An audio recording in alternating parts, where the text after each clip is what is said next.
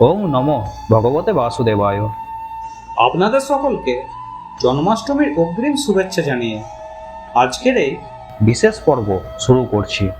ভাদ্র মাসের কৃষ্ণপক্ষের অষ্টমী তিথির রোহিণী নক্ষত্রে ভগবান শ্রীকৃষ্ণ এই ধরাধামে জন্মগ্রহণ করেছিলেন অশুভ শক্তির বিনাশের জন্য। যেহেতু এই দিন ভগবান শ্রীকৃষ্ণের জন্ম হয়েছিল, তাই এই দিনটি জন্মাষ্টমী হিসেবে পালিত হয়। হিন্দু ধর্মে এই জন্মাষ্টমী তিথির অত্যন্ত গুরুত্ব রয়েছে। এই দিন সকল হিন্দু পরিবার এই জন্মাষ্টমী তিথি অত্যন্ত ধুমধামের সহিত পালন করে থাকেন এবং নারী পুরুষ নির্বিশেষে অনেকেই এই দিন জন্মাষ্টমী ব্রত রাখেন।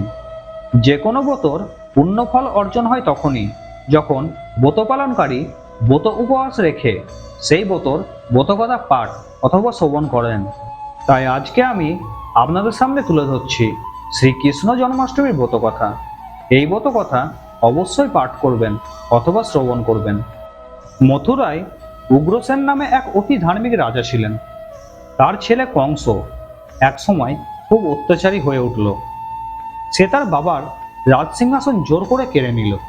তারপর সে মহাদেবকে আরাধনায় সন্তুষ্ট করে বর পেল যে শুধুমাত্র নিজের বোনের অষ্টম গর্ভের সন্তানের হাতেই সে মরবে, অন্য কারো হাতে তার মৃত্যু নেই।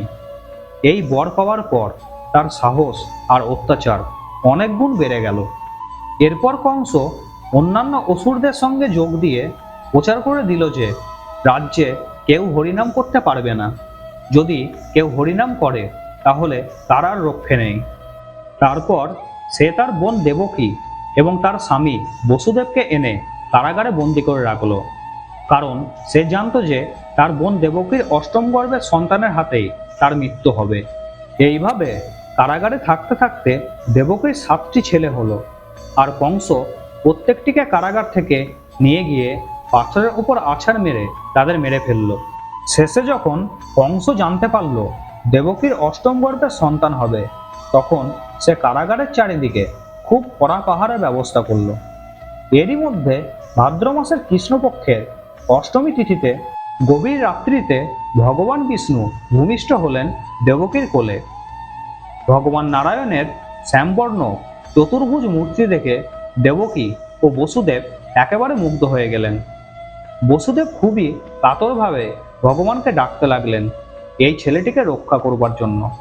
ঠিক সেই সময় কারাগারে এক দৈববাণী হলো, বসুদেব, আমার মায়ায় এখন সমস্ত পৃথিবীর লোক ঘুমে অচেতন হয়ে আছে।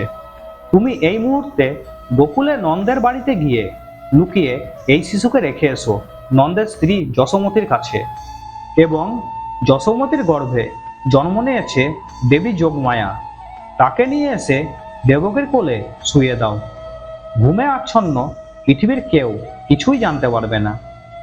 এই কথা শোনার পর বসুদেব আর দেরি না করে ভগবান শ্রীকৃষ্ণকে কোলে করে নন্দের বাড়ি যাওয়ার জন্য বেরিয়ে পড়লেন। ভগবান বিষ্ণুর মায়ায় সকল প্রহরীরা ঘুমে অচেতন হয়ে পড়েছে, তাই কেউ কিছুই জানতে পারল না। এদিকে বসুদেব গিয়ে পৌঁছালেন যমুনার তীরে, কিন্তু এই রাত্রি ছিল ভীষণ দুর্যোগের রাত। যমুনার দুকুল ঝাঁপিয়ে উঠেছিল আর চারিদিকে ভয়ানক বিদ্যুতের ঝলকানি হচ্ছিল।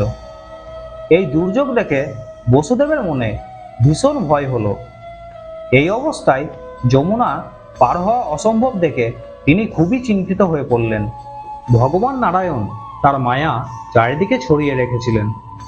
এই সময়ে বসুদেবের চোখে পড়ল যে যমুনার জল হঠাৎ করে কমে গিয়ে হাঁটু সমান হয়ে গেছে এবং একটা শেয়াল অনায়াসে যমুনা পার হয়ে যাচ্ছে। বসুদেবও তখন সেই শেয়ালটার পিছনে পিছনে চললেন। বসুদেব ও তার সন্তানকে ভীষণ বৃষ্টি থেকে বাঁচাবার জন্যে নাগরাজ তার বিশাল ফনা বিস্তার করে তাদের মাথার উপর ধরলেন। এইভাবে অল্প সময়ের মধ্যে বসুদেব ভগবান শ্রীকৃষ্ণকে যশোমতীর কোলের কাছে রেখে মেয়েটিকে নিয়ে আবার কারাগারে ফিরে এলেন ও মেয়েটিকে অর্থাৎ দেবী যোগমায়াকে দেবকীর কোলে রেখে দিলেন। সকাল হতেই কংস খবর পেল যে দেবকীর অষ্টম গর্ভের সন্তান একটি মেয়ে হয়েছে। কংস তখনই দেবকীর কোল থেকে জোর করে মেয়েটিকে কেড়ে নিল।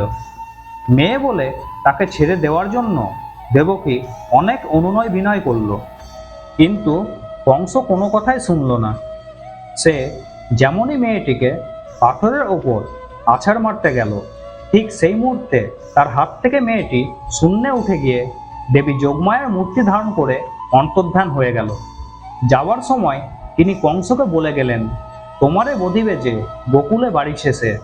তারপর সময় পূর্ণ হতে কংস শ্রীকৃষ্ণের হাতে বধ হয়েছিলেন। এই পুণ্যময় ব্রতকথা যে ভাদ্র মাসের কৃষ্ণ জন্মাষ্টমীর দিন উপোস করে মন দিয়ে শোনে বা পাঠ করে, তার 7 জন্মের পাপ নাশ হয় এবং অন্তিমকালে তার বৈকুণ্ঠ লাভ হয়ে থাকে। তাহলে বন্ধুগণ, আজকে আমি এখানেই শেষ করলাম। ভিডিওটি যদি আপনাদের ভালো লেগে থাকে তাহলে অবশ্যই লাইক, শেয়ার এবং কমেন্ট করবেন।